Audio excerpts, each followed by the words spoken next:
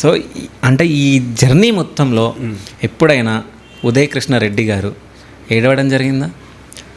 ఏడవడం జరిగిందండి. అది ఎప్పుడంటే 2022 సీసాట్ ఫెయిల్ అయినప్పుడు ఏడ్చా. ఓకే. అది ఎలా అంటే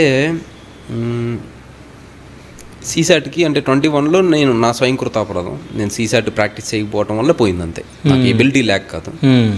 కానీ 22లో నేను సీసాట్కి ఎఫర్ట్స్ పెట్టాను, కొన్ని స్ట్రాటజీస్ వేసాను, ఇవన్నీ చేశాను. కానీ ఆ స్ట్రాటజీని ఎగ్జిక్యూట్ చేయటం అంటే ఎఫర్ట్స్ పెట్టినప్పుడు కూడా స్ట్రాటజీ ఎగ్జిక్యూట్ చేయకపోవటం ఒకటి, దీనివల్ల ఫెయిల్ అయ్యా. అంటే ఎగ్జామ్ రాసిన తర్వాత కీ వస్తుంది అంటే ప్రైవేట్ కీస్ అన్నారు, దాంట్లో నాకు జనరల్ స్టడీస్లో ఎక్కువ మార్క్స్ వచ్చాయి. అయితే సీసాట్లో పోతుంది, సో హ్యూజ్ మార్జిన్ 20 మార్క్స్ మార్జిన్తో పోతుంది. ఇంకప్పుడు బాధపడటం జరిగింది. తర్వాత మళ్ళీ ర్యాంక్ వచ్చిన తర్వాత అప్పుడు మా నాన్నగారు అంటే ఎవరికి రిజల్ట్స్ ఎవరికి అంటే మనం ర్యాంక్ వచ్చిన తర్వాత 350 ర్యాంక్ వచ్చిన తర్వాత మనం అప్పుడు దాకా పడ్డ కష్టం బాగా కళ్ళ ముందు వచ్చి అప్పుడు కన్నీళ్ళు వచ్చాయి. సో ఇలా ఈ 2 times అనేది నేను కన్నీళ్ళు పెట్టుకుని బాధపడ్డాను. సో అంటే సివిల్స్ రిజల్ట్స్ రాగానే ఫస్ట్ ఎవరికి కాల్ చేశారు మీరు?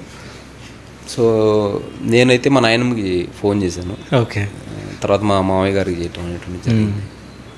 సో అలా ఆమె చేస్తే ఆమె ఫస్ట్ రిజల్ట్స్ వచ్చినాయి అంటే ఆమెకు రిజల్ట్స్ అంటే తెలియదు, సో మార్కులు తెలిసినాయి అని చెప్పాలి. సో మార్కులు తెలిసినాయి, పాస్ అయ్యాను అని చెప్పా. చెబితే ఏం ఉద్యోగం అంటే ఇట్లా ఐపీఎస్ పోలీసు పెద్ద ఆఫీసర్ అంటే ఏముంది పోలీసు ఊర్లోగా అంటుంది. సో అది ఆమెకు అంతవరకు తెలుసు.